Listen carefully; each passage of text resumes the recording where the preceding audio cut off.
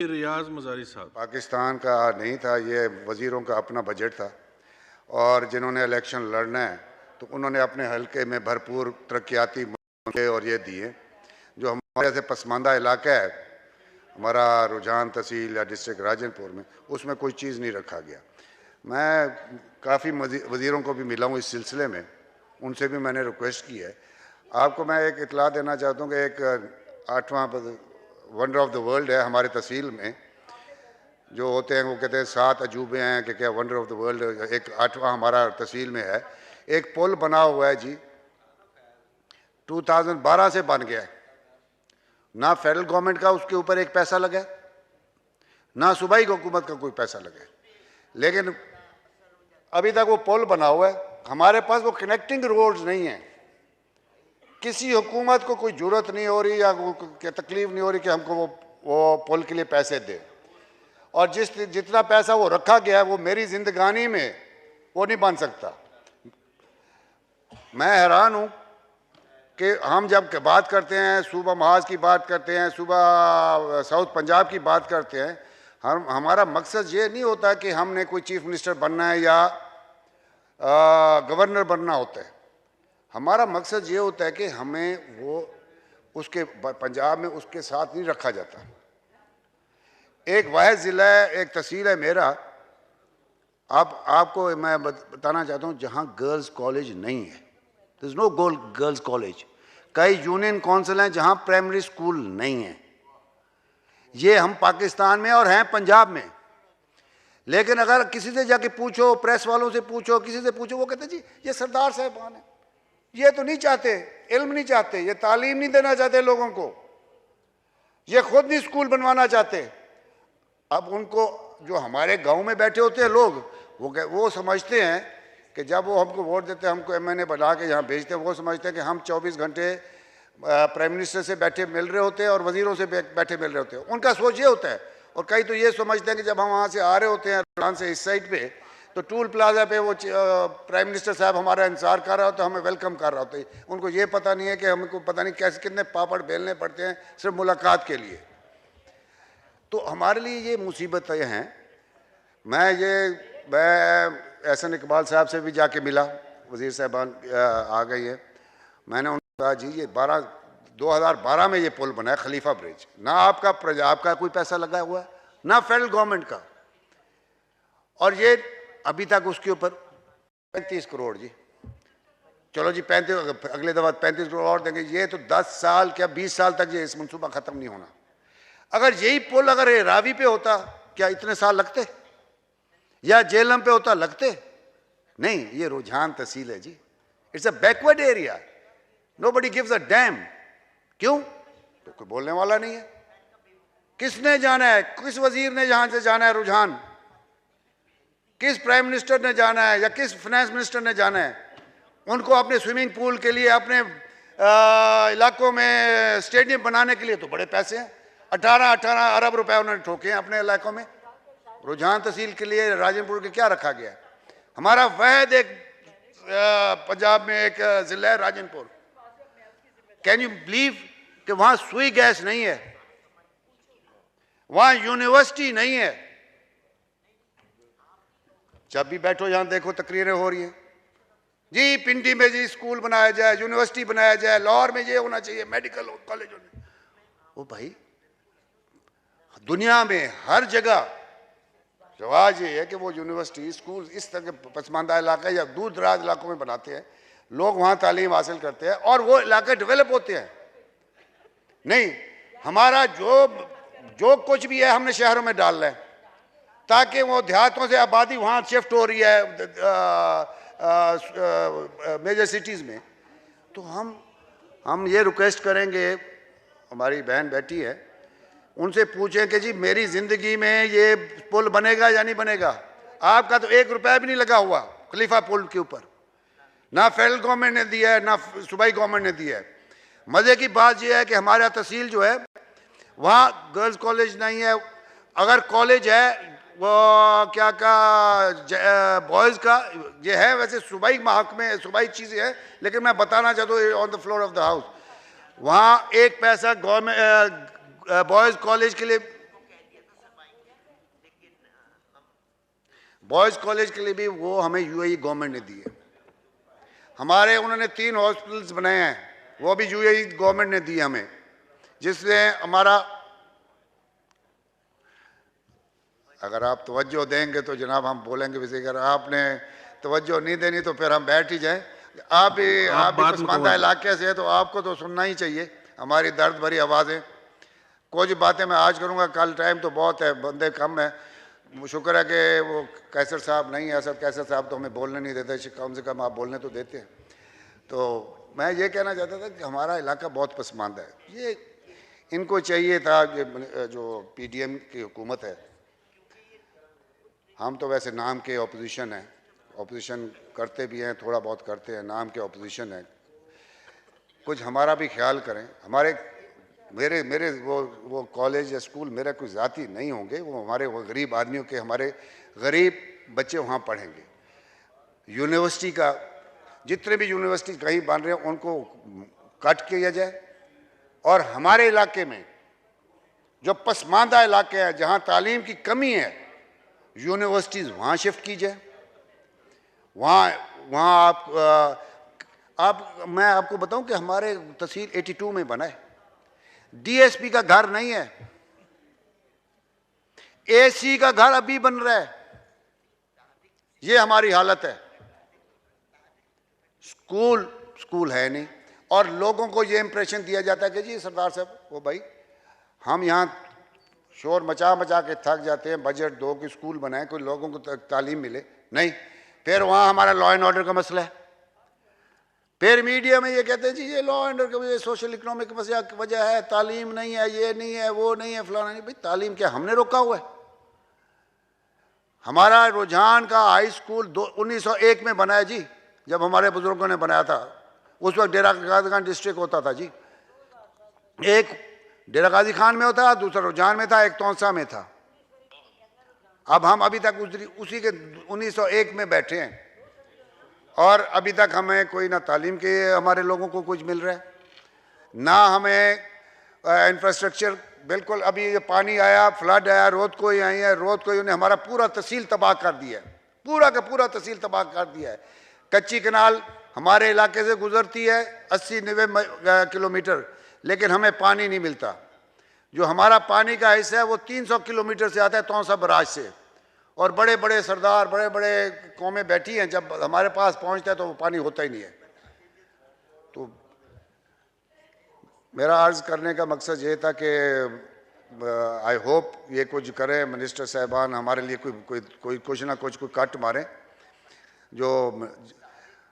जो अगर नहीं मारा तो मेरी यही दुआ होगी, जिन्होंने अपने इलाकों में दिया है, अल्लाह करे वो इस इलेक्शन में हारें, ताकि दूसरे बंदे आए, ताकि हम जैसे पसमानदा इलाकों को वो नहीं इग्नोर कर रहे हैं।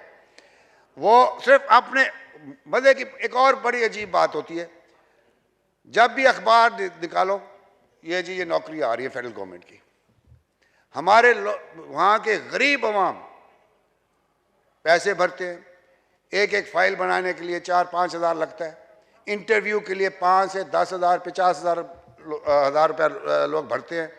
कोई इस्लामाबाद आता है इंटरव्यू, कोई कराची के लिए जाता है, कोई भावलपुर, कोई डेरा गाजी खान, लेकिन किसी को नौकरी नहीं मिलती।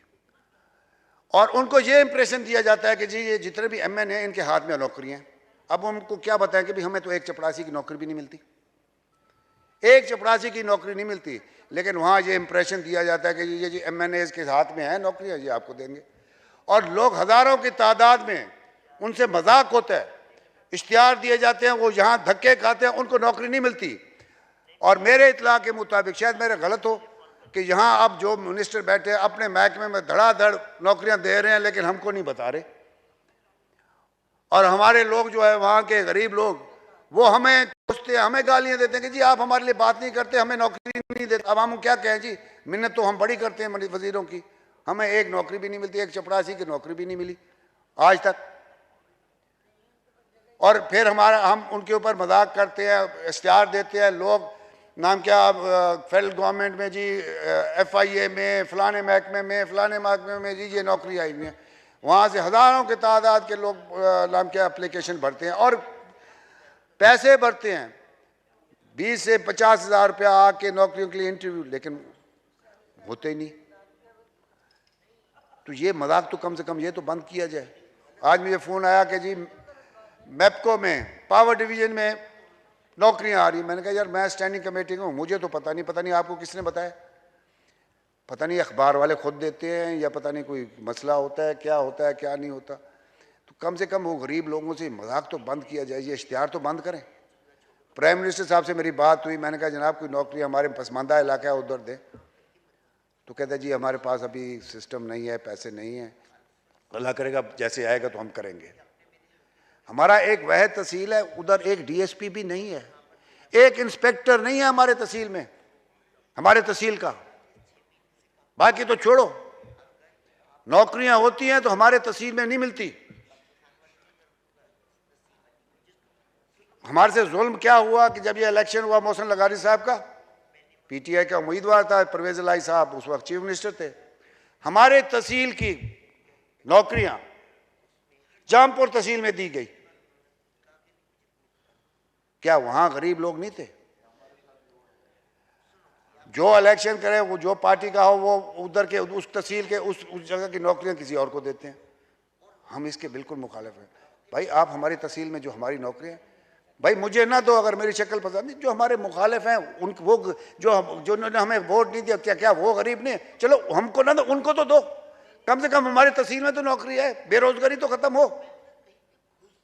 आज वो हमारे से नाराज है, कल हमारे होंगे, वो हमारे होते हैं। हमारा कौम है, बच्चे हैं वो, चाहे हमारे जो मुखालिफ हो हमारे से नाराज होते हैं, कभी हमारे साथ होते हैं, कभी हमारे से मुखालिफ, लेकिन कुछ ना कुछ तो होना चाहिए। ये मजाक तो बंद हो। बेरोजगारी हमारे पास, पानी हमारे पास नहीं, लॉ एंड ऑर्डर हमारे पास नहीं, इंफ्रास्ट्रक्चर हमारे पास नहीं। जब बजट पे आते हैं, बात करते हैं तो नाराज हो जाते हैं। और जुल्म यह है कि जिस पार्टी के साथ हम मुंसलिक हो जाते हैं, अगर उस पार्टी को सपोर्ट ना करो, बजट में उसको सपोर्ट ना करो, तो आप उनके खिलाफ वोट दो तो जी हम लोटा बन जाते हैं। अगर वो खुशकिस्मती या बदकिस्मती हमारी पार्टी का कोई वजीर आला बन जाए, वजीर आजम बन जाए, अगर वो आपको टाइम ना दे, आप उससे नाराज हो जाए, तो फिर आप लोटे बन जाते हैं। मुझे ये समझ जाती है, ये 18वीं तरमीम का एक तोहफा हमको दिया हुआ है। अगर आपने पाकिस्तान बनाना है, ये लीडरों की डिक्टेटरशिप को आपको ख़त्म करनी पड़ेगी। अगर ये ख़त्म नहीं कर सकते, ये बोर्ड लगा हुआ ना आप देख रहे हैं ना, तो इसको ऑन ज़रा कर दें, जिसकी मर्जी जैसे वो बटन दबा के वोट डाले, तो फिर तो ये पाकिस्तान चलेगा आपका, नहीं तो ये पाकिस्तान नहीं चलेगा। डिक्टेटरशिप कई किस्म के होते हैं, this is also one of the dictatorship जो आपने 18वीं तरमीम में एक लीडर को आप उसके उस पार्टी, भाई आपके उसके ठीक है, कौन सा लीडर कौन सी पार्टी यहां आई है जो अपने मंशूर पे चली है? मंशूर तो सबका एक है, लेकिन चलता तो कोई नहीं, हर कोई अपनी मर्जी के मुताबिक चलता है। ये पॉलिटिकल, हम तो कहते हैं अल्लाह करे ये हमारा पाकिस्तान में डेमोक्रेसी आए, ये पॉलिटिकल विक्टिमाइजेशन खत्म हो। हम सिर्फ सियासत में इसलिए हैं कि जब भी हम मुखालफत में या हम नहीं आते इधर, तो हमारे जैसे बंदों के ऊपर कत्ल के मुकदमे होते हैं, हमारे लोगों को गिरफ्तार किया जाता है, जेलों में डाला जाता है, हमारे से जुल्म ढाया जाता है। मेरे ऊपर भी मुशर्रफ के दौर में कत्ल के पर्चे होते रह गए, ना मुझे वास्ता ना ताल्लुक मेरा उसमें।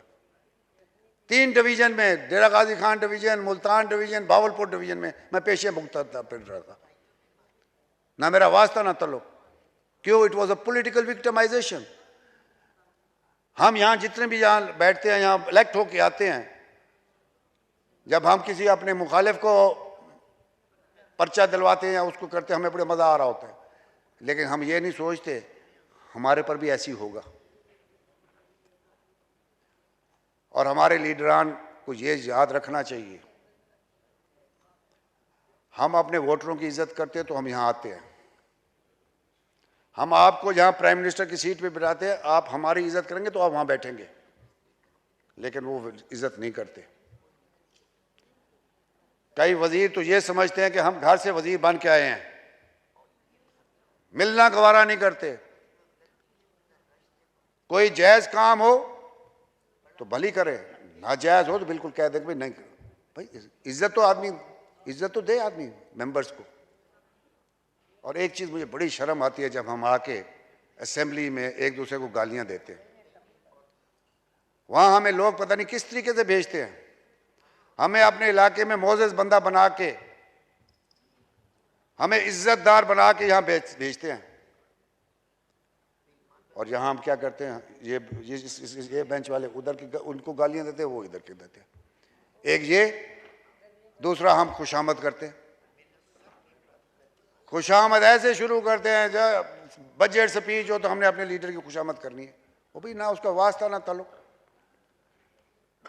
ये डेमोक्रेसी है? कोई डेमोक्रेसी नहीं है। ये खुशामद, सब खुशामद है। इसलिए तो पाकिस्तान आगे निकल रहा नहीं है, हम फंसे हुए हैं इसी चीज में। अल्लाह हमको सबको हिदायत दे।